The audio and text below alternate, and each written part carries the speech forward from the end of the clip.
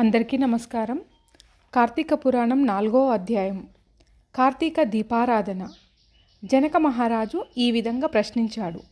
వశిష్ఠ మునీంద్ర, నీవెన్ని విషయములను తెలియజెప్పినను నాకు తృప్తి తీరలేదు. కనుక కార్తీక వ్రత పుణ్యమును చేయవలసిన దానములను వ్రత విధానమును తెలుపవలసినది. జనకుని కోరిక విని వశిష్ఠుడు ఈ విధంగా చెప్పనారంభించాడు.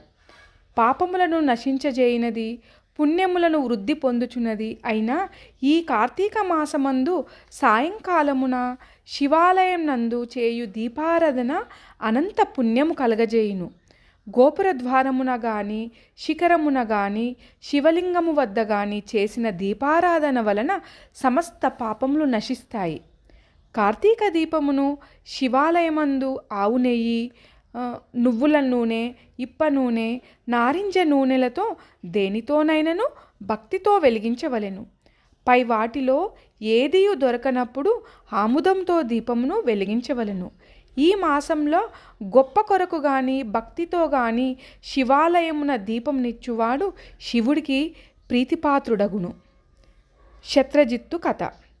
పూర్వము పాంచాల దేశాన్ని పరిపాలిస్తున్న రాజు సంతానం కోసము గోదావరి తీరంలో తపస్సు చేస్తున్నాడు. ఒకనాడు గోదావరి స్నానానికి వచ్చిన పిప్పల మహాముని రాజును చూసి, ఓ రాజా, నీవు తపస్సు చేయుటకు కారణమేమి అని ప్రశ్నించాడు.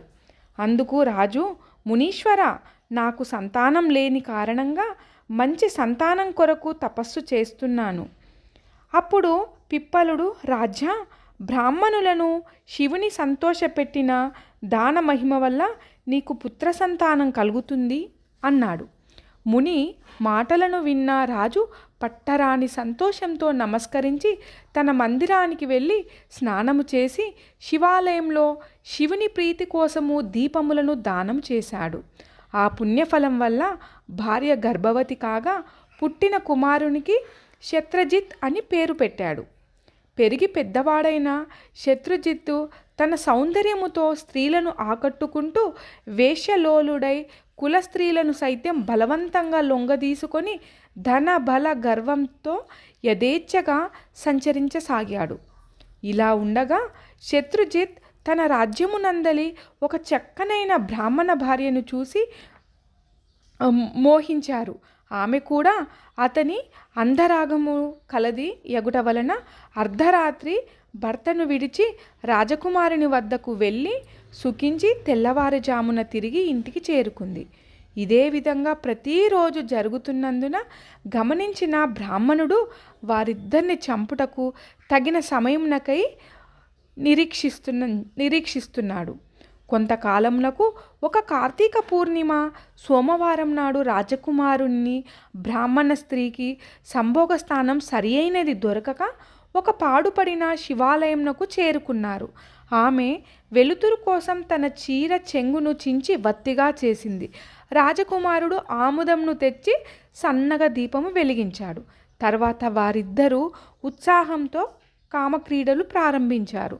అంతలో బ్రాహ్మణుడు కత్తిని ధరించి గుడిలో దూరి తలుపులు బిగించి ముందు రాజకుమారుణ్ణి తర్వాత భార్యను పొడిచి చంపాడు.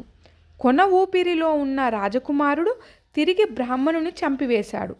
ఈ విధంగా ముగ్గురు ఒకేసారి శివాలయంలో మరణించారు. ఇంతలో యమదూతలు శివదూతలు అక్కడికి చేరుకున్నారు.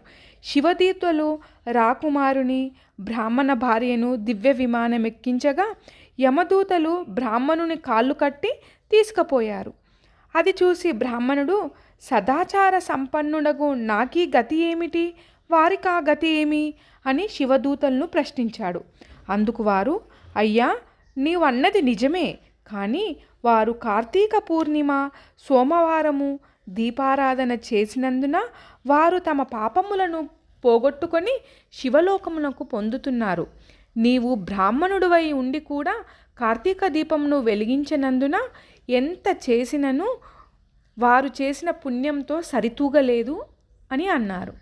అప్పుడు రాజకుమారుడు తాను చేసిన దీపారాధన ఫలములో కొంత బ్రాహ్మణునకు దానమియ్యగా ముగ్గురును ఒకేసారి కైలాసమునకు వెళ్ళారు.